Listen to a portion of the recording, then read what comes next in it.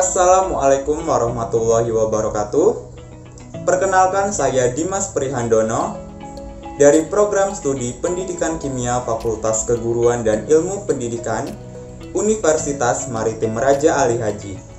Baik, pada video ini saya akan menjelaskan mengenai protein, di mana tugas ini merupakan tugas mata kuliah Kimia Organik Sintesis bersama dosen pengampu Ibu Nina Adriani BSc Hons MSc.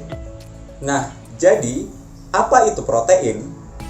Protein merupakan makromolekul yang terbentuk dari asam amino yang tersusun dari atom nitrogen, karbon, dan oksigen, serta beberapa jenis asam amino yang mengandung sulfur seperti metionin, cysteine, dan cysteine yang dihubungkan oleh ikatan peptida. Kemudian, adapun sifat-sifat dari protein yaitu yang pertama, sukar larut dalam air. Hal ini dikarenakan ukuran molekulnya yang sangat besar. Kemudian yang kedua, dapat mengalami koagulasi oleh pemanasan dan penambahan asam atau basa. Kemudian yang ketiga, dapat mengalami kerusakan atau terdenaturasi akibat pemanasan. Protein memiliki beberapa struktur. Yang pertama yaitu struktur primer. Struktur primer merupakan ikatan-ikatan peptida dari asam amino pembentuk protein tersebut. Kemudian yang kedua yaitu struktur sekunder. Struktur sekunder terbentuk dari ikatan hidrogen yang terjadi antara gugus-gugus amina dengan atom hidrogen pada rantai samping asam amino, sehingga membentuk lipatan-lipatan. Misalnya membentuk alpha helix. Kemudian, struktur yang ketiga yaitu struktur tersier. Struktur tersier terjadi karena interaksi struktur sekunder yang satu dengan struktur sekunder yang lain melalui ikatan hidrogen, ikatan ion, atau ikatan disulfida. Misalnya, terbentuk rantai double helix. Kemudian yang keempat yaitu struktur kuartener. Struktur kuartener merupakan struktur yang melibatkan beberapa peptida sehingga membentuk suatu protein. Pada peristiwa ini, kadang-kadang terselip molekul atau ion lain yang bukan merupakan asam amino. Misalnya, pada hemoglobin yang pada proteinnya terselip ion Fe3+. Protein diklasifikasikan menjadi beberapa jenis. Yang pertama yaitu protein berdasarkan sumbernya. Adapun klasifikasi protein berdasarkan sumbernya yaitu yang pertama adalah protein nabati. Protein nabati merupakan protein yang bersumber dari tumbuhan, seperti buah-buahan, sayur-sayuran, dan kacang-kacangan.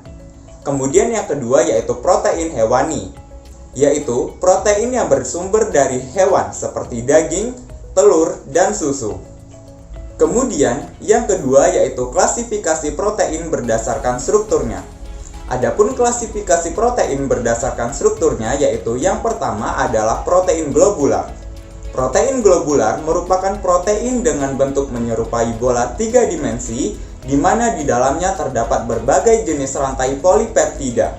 Protein jenis ini terbentuk dari semua jenis struktur protein, baik itu primer, sekunder, tersier maupun kuartener.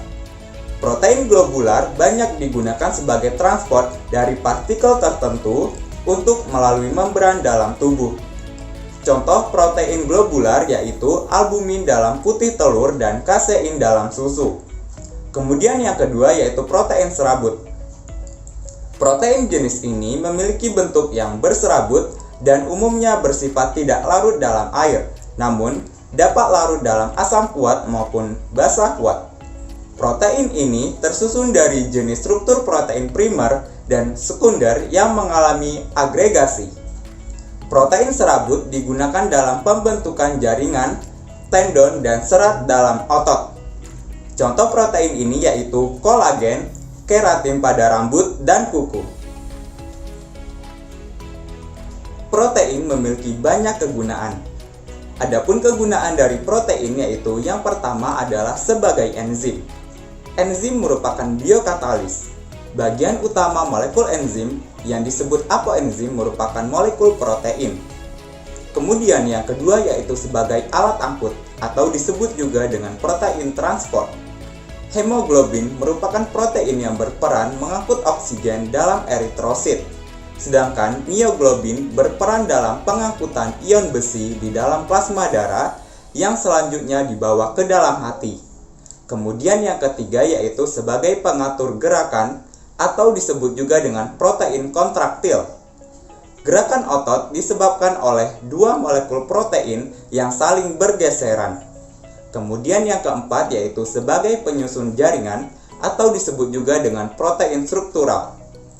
Protein struktural berfungsi sebagai pelindung jaringan di bawahnya, misalnya keratin pada kulit dan lipoprotein yang menyusun membran sel. Yang kelima yaitu sebagai cadangan makanan, di mana protein berfungsi sebagai cadangan makanan pada tubuh, misalnya yaitu kecambah dan ovalbumin. Kemudian yang keenam yaitu sebagai antibodi, di mana protein berperan dalam melindungi tubuh dari mikroorganisme patogen.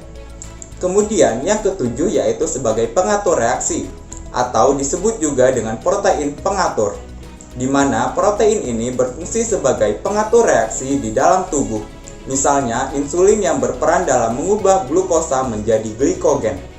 Kemudian yang terakhir yaitu yang kedelapan, protein berguna sebagai pengendali pertumbuhan, di mana protein bekerja sebagai penerima atau reseptor yang dapat memengaruhi fungsi bagian-bagian DNA. Baik, sekian yang dapat saya sampaikan. Semoga dapat menambah pengetahuan. Saya akhiri dengan Assalamualaikum warahmatullahi wabarakatuh.